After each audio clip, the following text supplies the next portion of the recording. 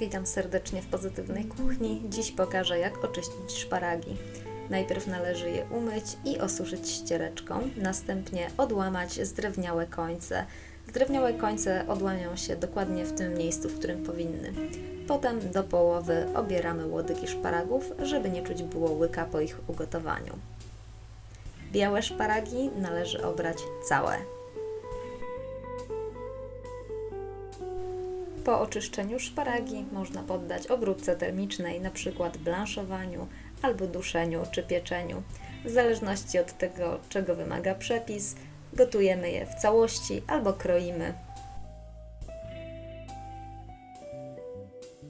Główki szparagów warto odkroić, zblanszować i zostawić do dekoracji przygotowywanej potrawy.